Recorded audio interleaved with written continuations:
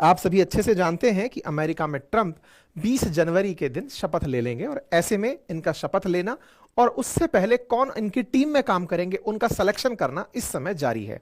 इसी के चलते इन्होंने अपनी टीम के अंदर कौन कौन लोग किस किस पद पर होंगे उनका चुनाव लगभग कर लिया है और जो लोग बच रहे हैं उनका लगातार एंट्री चल रही है। फिर चाहे विवेक रामास्वामी हो, चाहे एलन मस्क हो या फिर काश पटेल हो, इन सब की नियुक्तियां की जा चुकी हैं। और इसी के बीच में श्रीराम कृष्णन का नाम निकल आना एक बड़ी हेडलाइन बन जाता है कि ट्रंप ने श्रीराम कृष्णन को एआई के अंदर अपने लिए सपोर्ट करने के साथ में लिया है।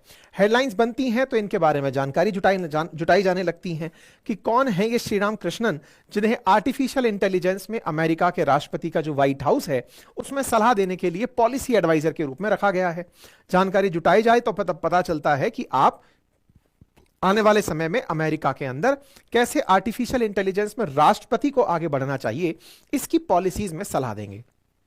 ट्रंप ने कल जब अपने ट्रुथ अकाउंट से इस बारे में जानकारी दी तो साथ साथ इन्होंने यह भी कहा कि यह आने वाले समय में डेविड सैक्स के साथ मिलकर के काम करेंगे जिनका पहले ही चुनाव किया जा चुका है।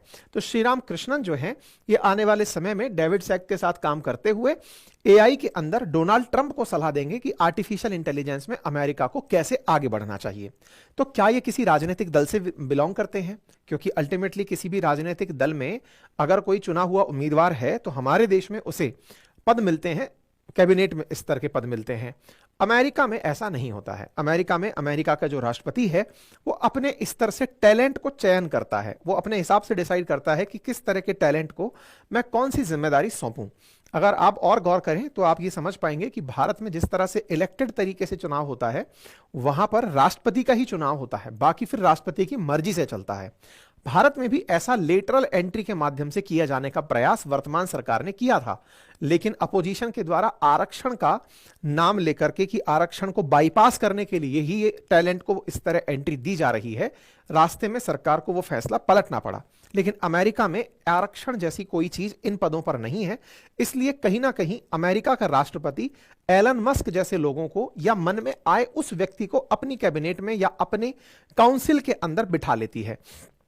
हो सकता है कि अमेरिका का जो भी समाज है वो बहुत ज्यादा डेवलप हो गया है, वहां राजनीतिक न्याय की अब जरूरत नहीं है जिस तरह भारत में जरूरत है, इसलिए भारत की जरूरतें अलग हैं और अमेरिका की जरूरतें अलग निकल कर आती हैं।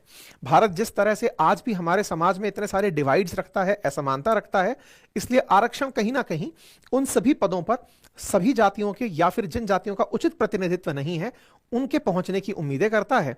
वहीं अमेरिका में उन पदों पर पहुंचने के लिए किसी भी प्रकार के रिजर्वेशन जैसी क्राइटेरिया की व्याख्या वहां के संविधान के अंदर नहीं है, क्योंकि वहां पर संभवतया अनइक्वालिटी या फिर समाज के अंदर जो सामाजिक न्याय की मांग है वो इस स्तर पर नहीं है।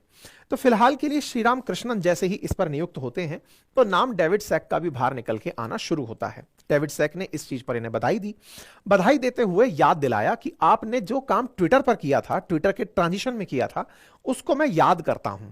तो अब कहानी के तार जोड़ते जाइए, ध्यान से देखते जाइए कि डोनाल्ड ट्रंप ने तारीफ करी श्रीराम कृष्णन की। श्रीराम कृष्णन काम करेंगे किनके साथ? डेविड सैक के साथ। श्रीराम कृष्णन ट्रंप को धन्यवाद देते हुए डेविड सैक के साथ काम करने पर उत्साही होते हैं। डेविड सैक तारीफ करते हुए कहते हैं कि मैंने आपका ट्विटर पर काम देखा है, बड़ा पसंद आया। तो तार जोड़ते जाइए। डोनाल्ड ट्रंप ने सबसे पहले डॉजी डिपार्टमेंट के अंदर एलन मस्क को बुलाया। एलन मस्क के ही साथ काम कर चुके हैं श्रीराम कृष्णन। फिर आपके दिमाग में सवाल आएगा, फिर ये डेविड सैक कौन है भाई? डेविड सैक भी एलन मस्क के साथ काम कर चुके हैं। तो क्या हम ये कह दें कि ये एलन मस्क की ही टीम बनती जा रही है? आप जानकर आश्चर्य करेंगे कि इस समय ट्रंप की जो रिपब्लिकन्स हैं वो खुद एलन मस्क के विरोध में बैठ चुके हैं। उनका कई बार इस बात पर विरोध हो रहा है कि ट्रंप तो केवल मुखौटा है, राष्ट्रपति तो एलन मस्क हैं जो पूरी सरकार को चलाने वाले हैं, उन्हीं के लोग यहां बैठ रहे हैं। उदाहरण के लिए जो डेविड सैक हैं ये असल मायने में पेपल के अंदर काम कर चुके हैं। अब ये पेपल क्या है? तो एलन मस्क ने, जैसे अपने देश में रेजर पे चलता है पेमेंट गेटवे के रूप में, अमेरिका में ऐसे पेपल चलता है।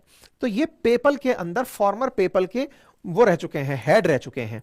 तो जिसने पेपल बनाया हो, एलन मस्क की ही कंपनी है पेपल, एलन मस्क भी फाउंडिंग मेंबर है, तो उसके अंदर ये डेविड सैक काम कर चुके हैं। तो डेविड सैक और एलन मस्क साथ काम कर चुके हैं। तो सबसे पहले ट्रंप एडमिनिस्ट्रेशन में 6 दिसंबर को ही डेविड सैक की एंट्री करा दी गई। डेविड सैक की एंट्री हो गई। डेविड सैक ने कहा कि भाई ट्विटर के अंदर आपके पास एलन मस्क एक लड़का और काम बढ़िया कर रहा है, श्रीराम कृष्णन, तो उसे भी ले आओ। तो टेक्निकली इनकी एंट्री हो गई। तो इधर डेविड सैक की एंट्री होती है और डेविड सैक के बाद में अब श्रीराम कृष्णन की एंट्री होती है। तो एक तरह से देखा जाए तो देखो, रामास्वामी एलन मस्क की पसंद, इसके बाद में डेविड सैक एलन मस्क की पसंद, अब ये श्रीराम कृष्णन भी एलन मस्क। तो एक तरह से ट्रंप एडमिनिस्ट्रेशन में जो भी टेक्निकल काम करने वाले हैं, चाहे क्रिप्टो के लिए काम करने वाले हों या फिर एआई के लिए काम करने वाले हों, सोशल मीडिया पर काम करने वाले हों, वो सब एलन मस्क की पसंद से आ रहे हैं। तो उनमें से ये भी एक हैं श्रीराम कृष्णन। ठीक है, अब ये हैं कौन श्रीराम कृष्णन? तो असल में श्रीराम कृष्णन चेन्नई के एक मिडिल क्लास परिवार से बिलोंग करने वाले व्यक्ति हैं, जिनके पिता इंश्योरेंस कंपनी में काम करते रहे हैं। ये तमिलनाडु की एक यूनिवर्सिटी है, यूनिवर्सिटी अन्ना यूनिवर्सिटी, उसके एसआरएम यूनिवर्सिटी कॉलेज से पढ़े हुए हैं।